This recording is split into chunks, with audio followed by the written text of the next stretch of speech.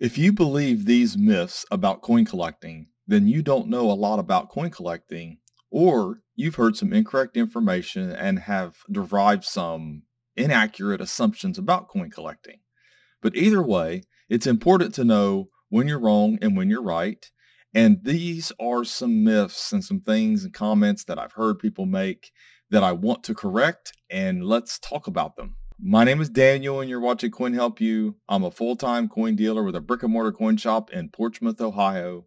I've got over 1,400 videos, and I've been doing these videos since 2018. I even have a help community, and I started it in 2009. So let's get started on talking about these myths because I've heard a lot, and this is just 10 of them that I can remember off the top of my head. Proofs are perfect coins, and U.S. mint coins coming out of the mint are perfect. Well, first off, there's no such thing as a perfect coin. The U.S. Mint, their Q&A has gotten better over the years, and there are more Mint State 70 coins and Proof 70 coins coming out of the mint. But just because it comes from the mint does not mean it's perfect, or if it's in mint packaging means it should attain the highest grade. Unfortunately, the U.S. Mint still make so many coins, they still mishandle them a little bit. So there's going to be some issues. Plus, there's just other little anomalies that happen during the minting process that can cause a coin to have some imperfections. So a 70 coin's not perfect either. They're allowed to have some and minor little issues as long as it comes from the mint, like a milk spot or something like that. They can still get a 70. A lot of people don't know that, but it's the facts. So that's one myth I hear a lot of people talking about. So it's not perfect or a 70 just because it comes from the mint or it's still in the packaging. The U.S. Mint is not greedy. Actually, the U.S. Mint makes all of its own money to operate itself. It does that in different ways by making coins. But it may borrow sometimes from the government. It has in the past, but not something that it does on a regular basis.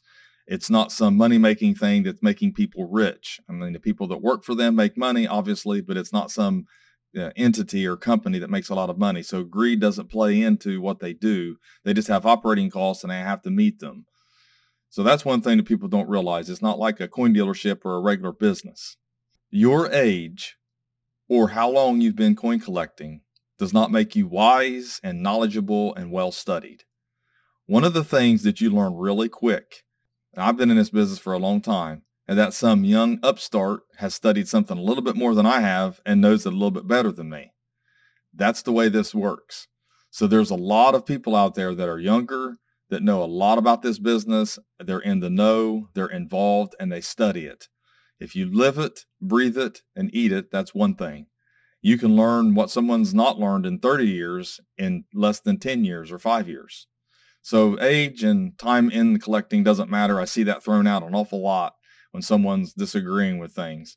But if you haven't really studied it on a daily basis for years, then it doesn't really matter. It's kind of irrelevant. You really have to study the business to know what you're talking about and to know how it works and about coins in general. I hear another thing thrown out there. Coins are only worth what someone is willing to pay. Well, that's kind of a misnomer in a sense that I can have someone pay whatever they want, or I can charge whatever I want for a coin. That's not really what the coin's worth, though. It could be what it's worth, but it might not be what it's worth, because I can do a rip-off price and someone will say, well, that's what it's worth. That's what they're willing to pay. But yet you can go to every single price guide and find out that I ripped them off for a tune of $200. Just as an example. I've not done that, but I'm just saying as an example. That doesn't mean that coin's worth that much. On the surface, it sounds true, but it's not, because we do have price guides. We have averages of what coins have sold for and have sold to many people and over time. And that's a track record or a standard that we have for a value range for each coin, date, and mint. So that's what a coin's worth, what people have paid for it, but not just what a single transaction does not define the value for a coin. It starts a value, it can help a value, it can be added to the averages, but it doesn't mean that's exactly what it's worth every single time. Only friends and buddies and families and people who are connected to the grading companies get the grades. I'm not saying it never happens at all, that a buddy doesn't get a grade at a coin show or something. I'm not saying that. I can't prove that it happened or didn't happen. You hear rumors. But the sheer math of certain coin dealers sending in bulk submissions after bulk submissions, month after month after month, puts the math on their side to get the grade. So it's not that they're buddies. It's not that they get the grade. It's not how it works. I can send coins in and coins in and coins in. I get either the grade that I want sometimes or the grade I don't, because I already agree that it's that grade, not because I just send coins off and just hope that I get the grade, or I get the grade because I'm a well-known person or a coin dealer. It just doesn't work that way. They're grading thousands of coins a month. They've got hundreds, maybe thousands of members, and it would be very difficult to do that. You'd have to set aside someone special for certain dealers, and that I know of, I've never heard any rumors that they do that. I mean, you hear people say things, but no hard facts that they actually do that.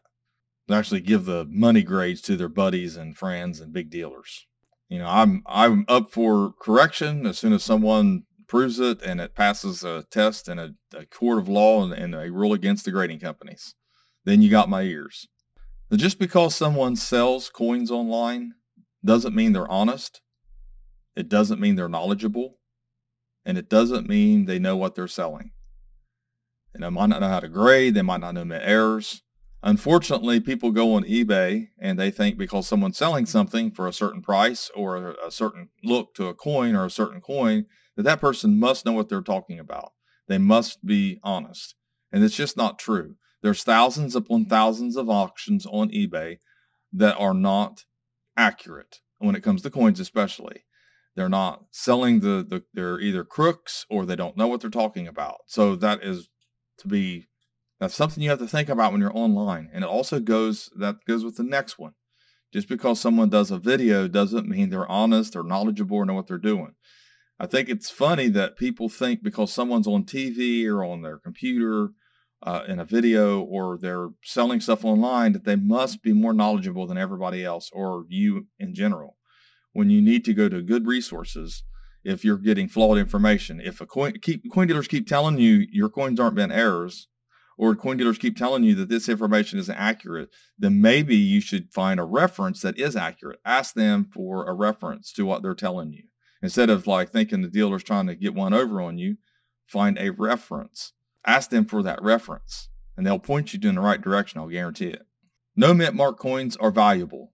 Well, there are some in proof sets, and there is a 1922 no D cent and a 1982 no P Roosevelt dime that are worth money. But most coins without a mint mark are just Philadelphia Mint issues, and they didn't put mint marks on their coins. So not all mint mark coins are worth money. 1776, 1976 dual date coins and drummer boy quarters and bicentennials are not worth a bunch of money. They're very common. Everybody hoarded them. Everybody enjoyed the celebration. And they are so common, they were minted in the millions. There are some errors for some of them, but very rarely are they worth a lot of money. They're most certainly not worth the tens of thousands of dollars like the drummer boy quarter. I did a video on that. The drummer boy quarter is not worth tens of thousands of dollars. So that's another myth I see a lot of people asking about. It's just not true. A lot of inaccurate information out there, so you need to get you a price guide. 2024 Red Book, Mega Red Book, actually talk to a dealer. They'll let you know the truth about the values. I hear people say, my coin was owned by my grandpa. It was put back in the family for 50 years or 70 years. Well, no matter how long a coin's been stored, or how long someone's had a coin, or who owned the coin, or what they wrote on the holder, or what they wrote about the coin, or how they wrapped it special, or whatever they did, does not mean that coin is authentic. It doesn't mean that coin's special or valuable. And I'm talking about in the grand scheme of things. It was special for a reason, and it might be special to you and your family, and that's okay. But it doesn't mean that it's going to be a rare and valuable unicorn or a very rare and valuable coin rarity that's going to sell for a lot of money. And it doesn't even mean the coin's authentic. Some people would buy coins and put them up thinking they're real, and they're not, even though they would be a rare date or mint. I see this a lot. People bring coins in, they'll be wrapped up in tissues, and they'll have a little note with them. And I see that all the time. So it doesn't mean that the person that, and no disrespect to anybody's family members or friends, but it doesn't mean they were knowledgeable about that. There's a lot of collectors out there, and that's why you watch my videos. That's why publications and videos are so popular, because people are trying to absorb all this information. It's not something you learn overnight. And back in the day when people were collecting, back around the World War II, before and after, before the internet and all the books were out about coin collecting, people had to just learn from coin clubs or just hear from a dealer or friends, or just maybe thought up some things that they thought it was. Maybe they had a red book, maybe some things was in there. They come up with some things. So just because, grandpa or dad or mom or aunt or uncle or some family member put something on a coin or put it back special does not mean it was worth a lot of money. My grandpa, he actually put back several bags of the Eisenhower dollars, and I think he thought maybe in the future they might be worth something, but he really liked Ike. I mean, that was the thing. And that was the reason he did it. It wasn't for any other reason, but a lot of family members ask me that. If they're only worth $1.50 a piece or $2, why did he do this? Because he liked them. That's what collecting's all about. But anyways, thanks for watching my latest video. Hopefully this dispelled some of the myths for you. A little more education. Like I said, buy you a 2024 Mega Red book and read that whole thing like an encyclopedia. Read it from cover to cover, and you will know so much more about coins that you'd never realize, and you'll start being able to pick out the inaccurate information, and you'll actually laugh at some of these videos that are out there. You'll laugh at some of these eBay auctions. Trust me, there's a lot of misinformation. So please like, share, and comment, and have a great day.